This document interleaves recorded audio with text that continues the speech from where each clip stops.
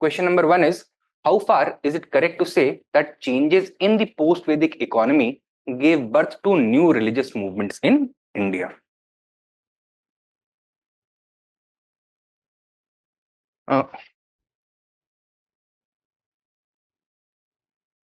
Question का demand जो है ना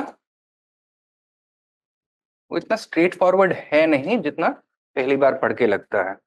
पहली बार पढ़ के ये फीलिंग होती है that we need to highlight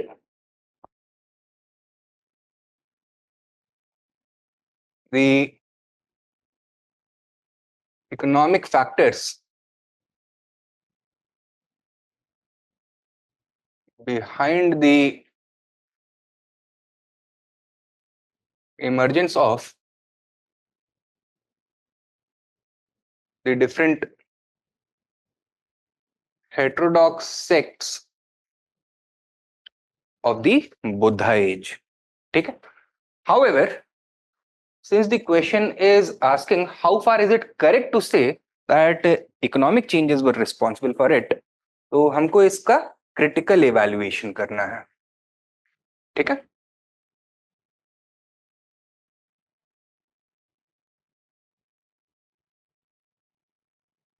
Demand is twofold, wherein we need to show how economic factors were playing an important role in the emergence of the heterodox sects.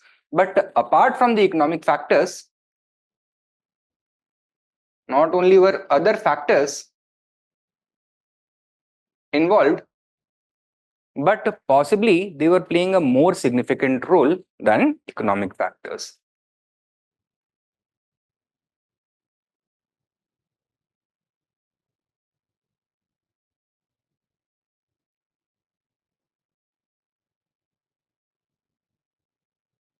तो relative importance of economic factors को भी यहाँ पे dispute करना है.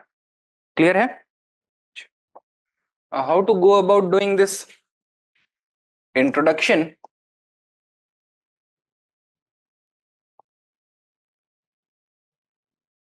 में आप Karl जास्पर्स को इंट्रोड्यूस कर सकते हैं.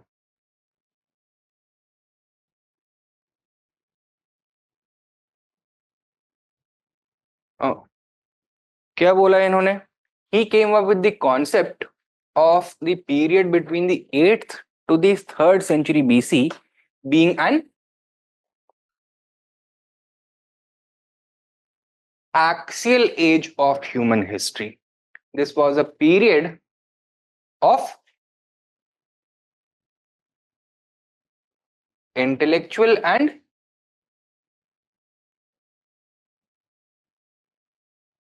philosophical efflorescence.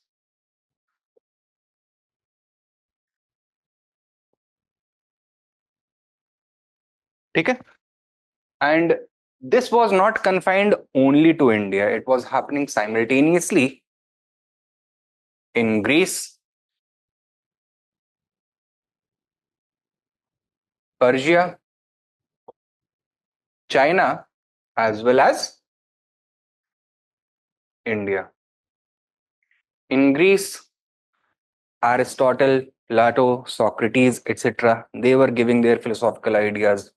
Persia में Zarathustra, he was giving his philosophical ideas. China में Confucius and Lao Tzu, and India में a number of intellectuals such as Gautam Buddha, Vardhaman Mahavir, a number of Upanishadic scholars, etc. They were coming up with their own doctrinal ideas. Okay? And therefore, the question has always troubled historians as to what was the cause for this intellectual and philosophical efflorescence. So, the question of the factors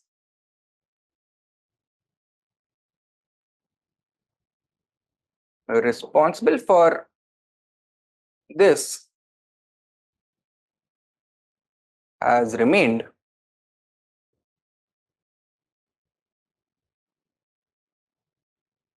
interesting for scholars, for historians. ठीक है? While some have investigated the economic roots of this intellectual phenomenon, others have explored other factors. ठीक है, तो introduction में हमें ये बताना चाहिए. देन पहले किसको एड्रेस करेंगे, इकोनॉमिक फैक्टर्स को या फिर अदर फैक्टर्स को? इकोनॉमिक फैक्टर्स को.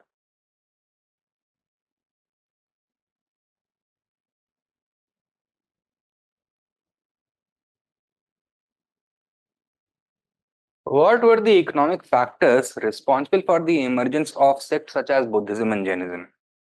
बताइए.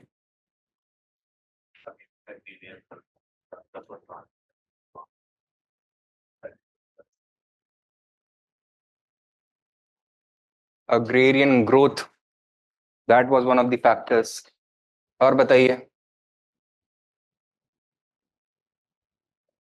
Growth of secondary economic activities.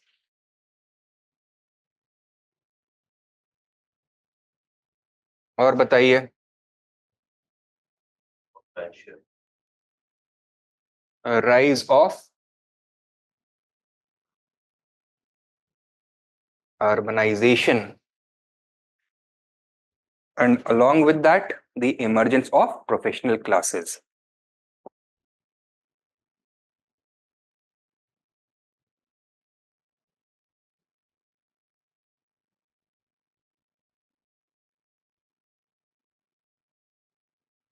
Now, the economic growth being experienced during this period was also coupled with rising economic inequality.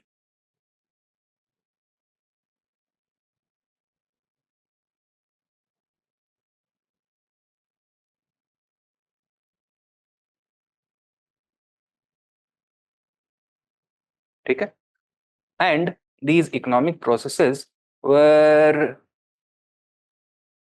putting a great deal of pressure on the existing socio-religious framework. It was unable to keep up with these changes, and thus there was a vacuum, so to speak, in the socio-religious space. Buddhism and Jainism emerged to fill that vacuum. So how did agrarian growth contribute to the emergence of Buddhism and Jainism? किस तरह के pressures create किए इसने? It led to, first of all, rising prosperity of large landowners. क्या बोलते थे इनको? Gahapatis. Invariably, they came from which varna? Vaishya varna. Did the Brahmanical social order afford them the dignity that they desired? No. They wanted their rising economic status to be matched by rising social status, but this was not possible. So there was a desire for upward social mobility. That was not possible under Brahmanism. Further, agrarian growth had been accompanied by rising importance of animals on the farm, both for dairy as well as drought needs. Okay? However, Brahmanism was insisting upon animal sacrifice, cattle sacrifice.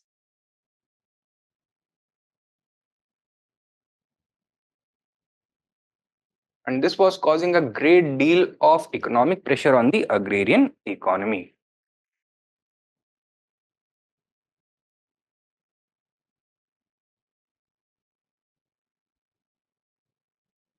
It pushed the farming community towards those philosophical doctrines which abjured violence, which adopted the idea of non-violence, ahimsa. Okay?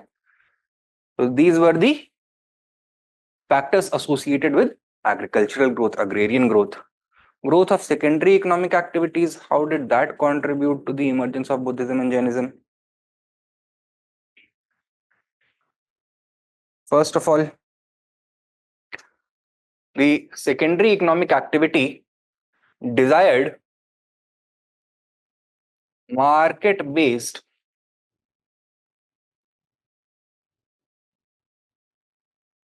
transactions to take place on a rational basis. But the Brahmanical system had created what kind of an economy? A ritual economy, जिसका basis entirely rational नहीं होता. In many ways, it is irrational and leads to the misallocation of resources. This was applying the brakes to the ongoing process of economic growth.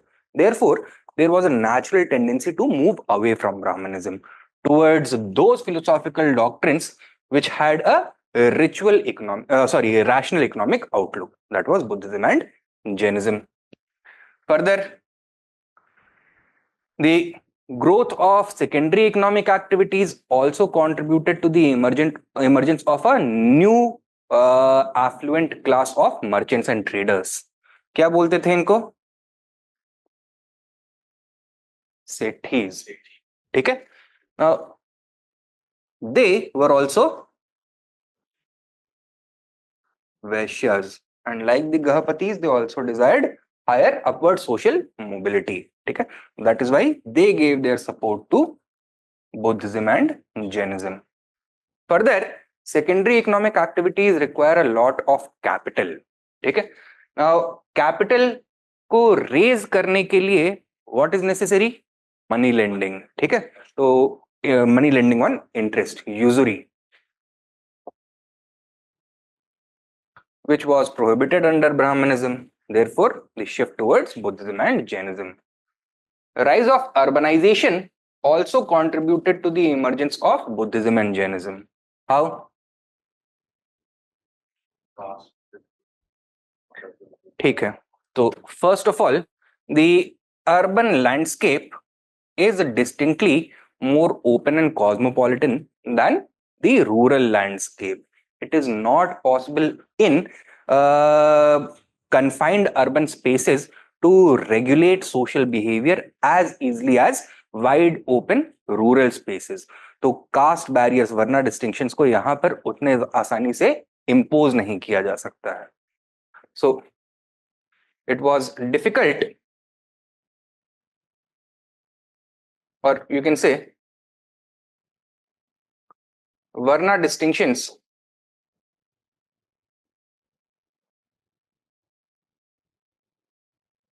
became relatively more diluted. तो जो urban public spaces होते हैं, they are naturally resistive to any artificial social barriers such as varna or caste. तो एक तो ये चीज है. And they people living in those urban environments also did not want to be saddled with the guilt that they are violating the varna system. ठीक है. Therefore, they gravitated towards those doctrines which did not believe in the varna hierarchy. That is why Buddhism and Jainism. और बताइए. Try to think about the importance of cities as melting pots of ideas and identities. ठीक है. The cities acted as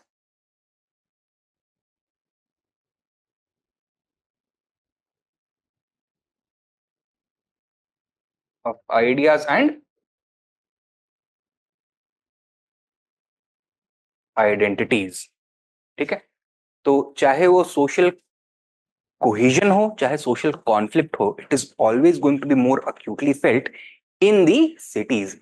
and जहां पर ज्यादा intense उसका impact होगा इन developments का, वहां पर इनोवेटिव सॉल्यूशंस भी निकलते रहेंगे. Further, cities were acting as educational centers also. They attracted a large number of intellectuals and scholars, and they started to experiment with new ideas, exchange ideas. So the cityscape provided a very fertile ground for the emergence of new ideas. Okay, that is the idea over here. Sure. Rise of professional classes such as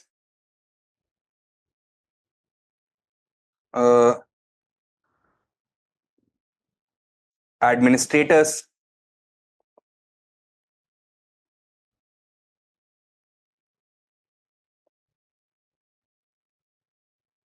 soldiers, teachers, physicians, various types of craftsmen,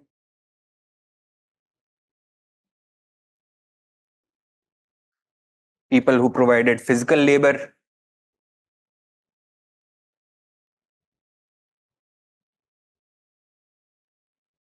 artists, uh, saints and seers,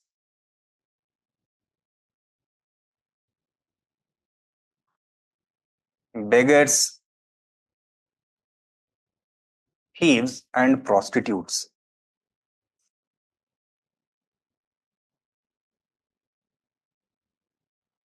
The emergence of these professional classes, distinct classes in the cities, also contributed to the emergence of Buddhism and Jainism. How? Was it possible to classify all these service providers, all these people into neatly divided Varna identities? No. So, the emergence of these professional classes violated the Varna based rules, Varna order. So, once again, Varna identity became diluted. Okay? And there was a natural push towards those doctrines which do not accept the concept of Varna or are resistive to Varna.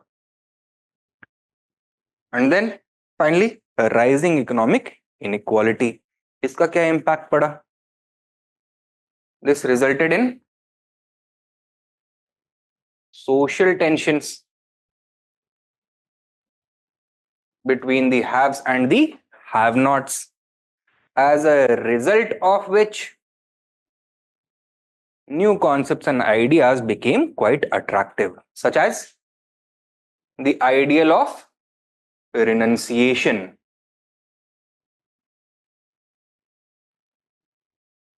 People wanted to return to a simpler time where wealth was not the medium by which happiness was measured. In fact, they wanted to follow a doctrine which emphasized upon renunciation of worldly possessions. Buddhism and Jainism provided that escape route for them. This appealed not only to the poorer sections who wanted social dignity by becoming monks, they could get that. It also appealed to the wealthier sections who were fed up of the mental pressure of always having to succeed, always having to exceed not only theirs but everyone else's expectations. ठीक है, वो rat race से बाहर निकलना चाहते थे. That is why renunciation was very attractive. These are the economic factors that were responsible. Were they the only type of factors? No. So,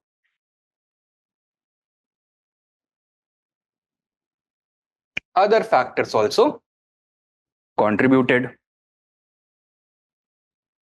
इसमें हम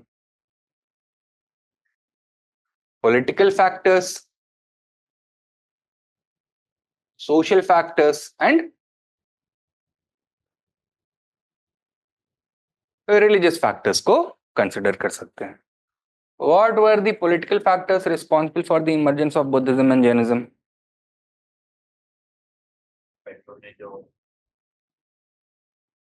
First of all, the rising specter of political conflict. Mahajanpad period was a period of intense conflict among different political formations that had sprouted up across the subcontinent. All the powers were engaging in territorial warfare, dynastic conflict, internal wars of succession, etc. And this was disrupting the routine flow of life. People were fed up of this. What did they want? They wanted a doctrine that promoted the idea of peace, non-violence. Okay? So there was a secular desire for peace.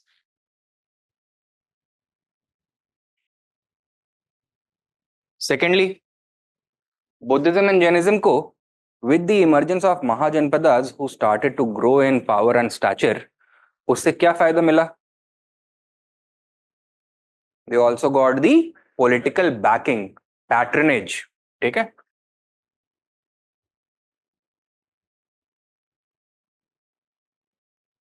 And in many ways, patronizing these heterodox sects was quite beneficial for the emerging rulers. Why? Not only did it provide them a direct connection with the common people because these sects were quite popular among the common folk, it also gave them an opportunity, an escape valve against priestly intermediation in political affairs. So it allowed them to centralize power more and more. ठीक है, इसके साथ क्या होगा, इसके और क्या फायदा हुआ बुद्धिज्म और जैनिज्म का? Buddhism and Jainism rejected varna based ritual purity वाला कॉन्सेप्ट. ठीक है, this allowed the emerging kingdoms to recruit the most capable persons both in the military as well as administration. So all around it was beneficial for them. ठीक है, social factors that were responsible, बताइए. There was a great degree of frustration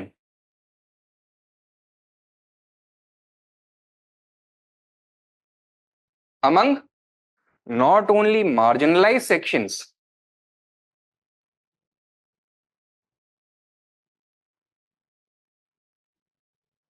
that is Shudras and women, but also among affluent sections such as the Sethis and Gahapatis, Vaishyas, and also among the traditional ruling class,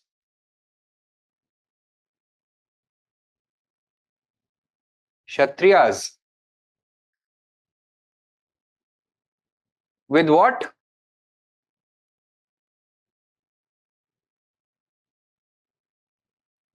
Brahmanical supremacy. ठीक है, now ये जो sections हैं, they had some other frustrations also. क्या? The rigidity of the social order, which was denying them the dignity that they desired. Therefore, there was a great appetite for an alternative philosophy to reorder the society. ठीक है, make it fair for everyone. And religious factors, बताइए. Brahminical religion के characteristics याद करो. Highly ritualized, very expensive, complex, impersonal form of worship dominated by the priestly class. What were people looking for? An alternative. So the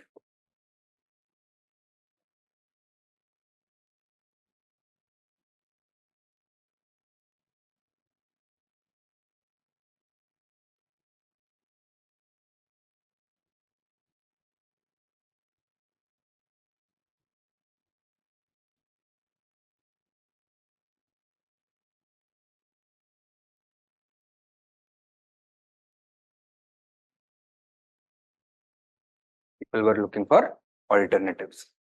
Is this clear? तो ये तो हो गया आपका main body of the answer. Conclusion किस note पे होना चाहिए? Go back to the question and the introduction that you have written. How far is it correct to say that the changes in the post-Vedic economy gave birth to new religious movements in India? शुरुआत कैसे करी थी आपने? With the concept of the axial age, है ना, कि भाई axial as emerge हुआ इस पीरियड में, and historians have been very interested in learning कि क्या फैक्टर्स इसके पीछे रिस्पॉन्सिबल है. Some people have highlighted the economic roots of this axial age, others have highlighted other factors that were responsible. तो conclusion में क्या करना चाहिए हमें?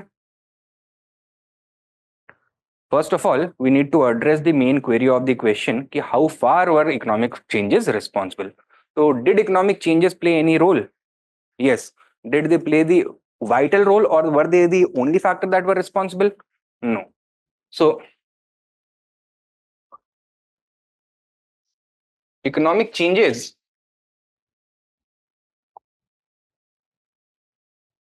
played an important role, but other factors were equally, if not more important. ठीक है, एक तो ये चीज हमें बता देनी चाहिए. Secondly, we need to address the query that what was the nature of the factors responsible for the onset of the so-called axial age. बताइए क्या है.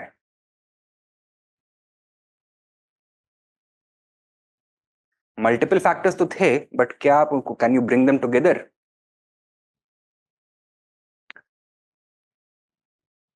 ये जो इंटेलेक्चुअल रेवोल्यूशन और एफ्लोरेसेंस हो रहा है, this was actually the reflection of the emergence of new civilizations across the map of the world, across the face of the world. ठीक है, so it was a development, और it was, you can say, a type of a side effect of the emergence of new civilizations. ठीक है, तो ये भी बोल सकते हो, on closer analysis it becomes clear that this axial age was in fact the age of new civilizations. ठीक है, and the intellectual changes were a reflection of this development. That is the note on which we can conclude our answer. Clear?